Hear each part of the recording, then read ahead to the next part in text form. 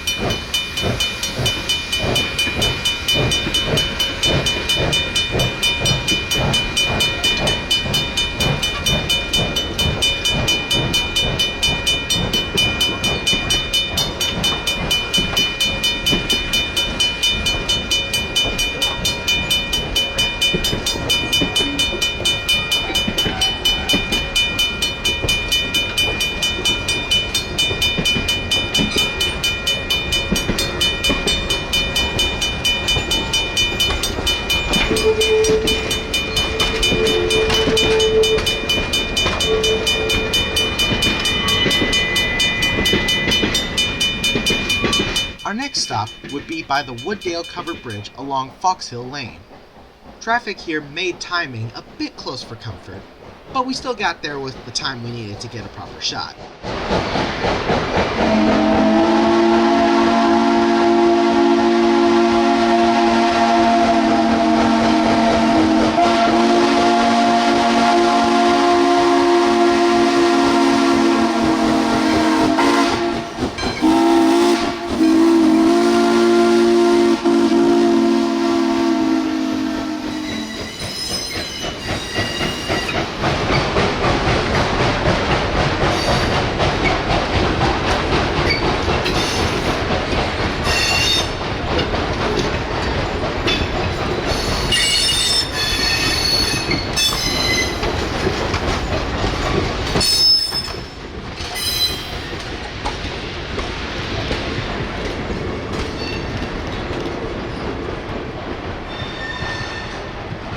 Following this, we would run up to Mount Cuba Road with plenty of time to spare.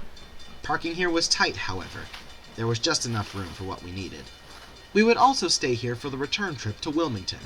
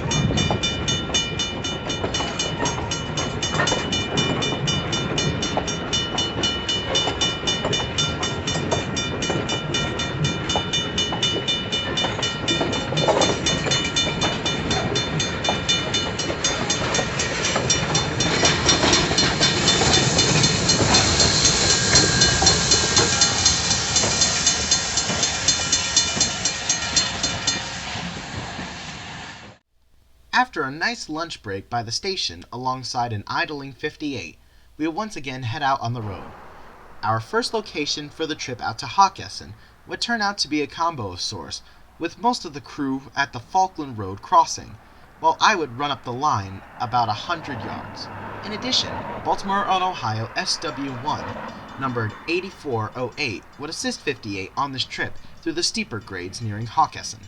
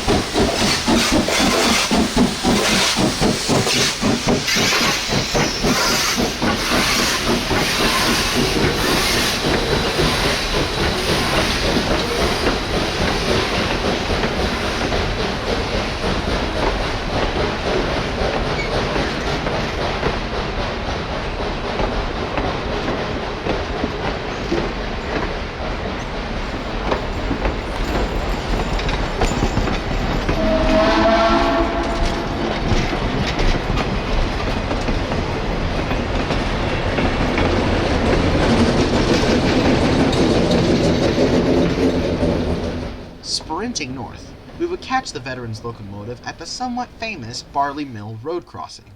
There is plenty of space to park here, contrary to most of the other spots, so it's definitely a spot I would recommend for a first-time chase.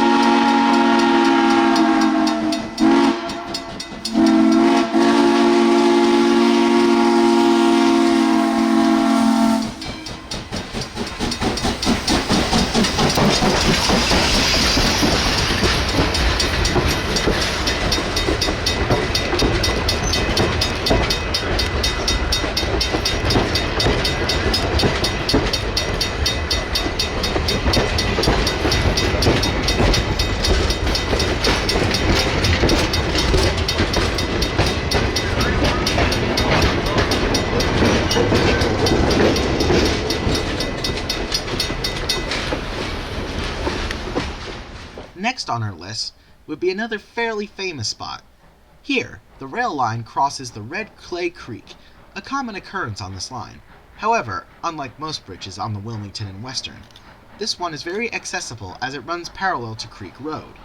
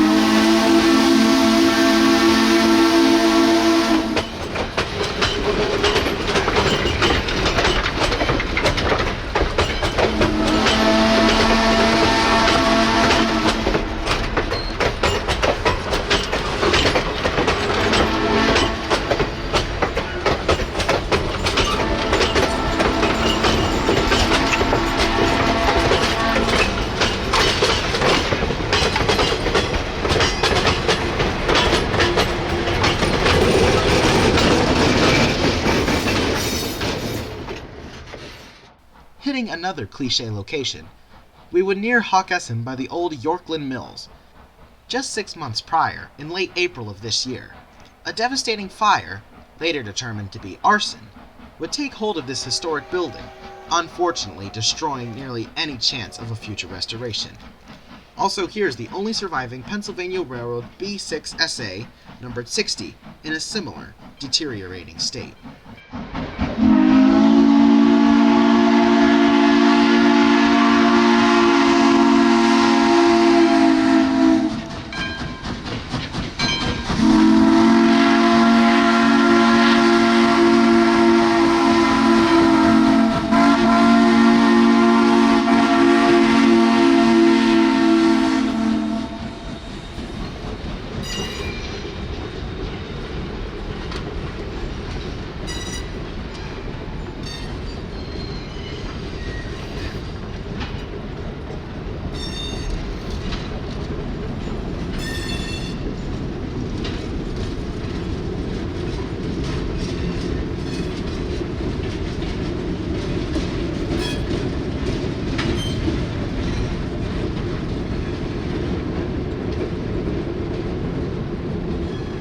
The final location outbound would end up being right in the middle of Hockessin, where the train would stop to let out passengers for an half-hour layover.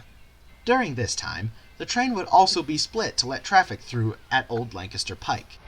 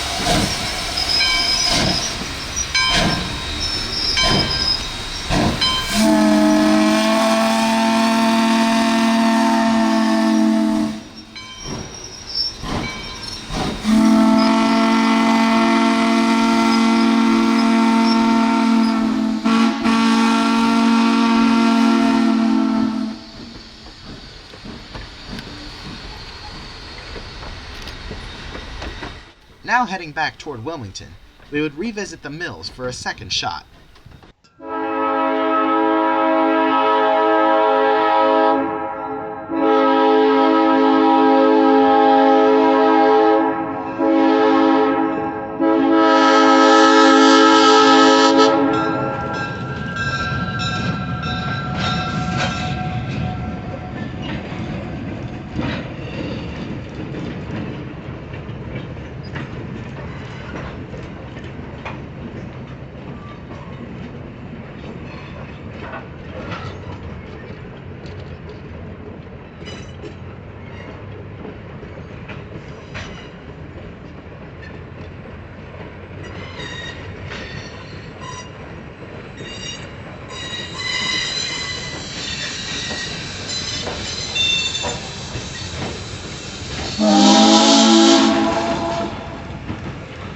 For our second trackside location back, we would park along Little Brook Road.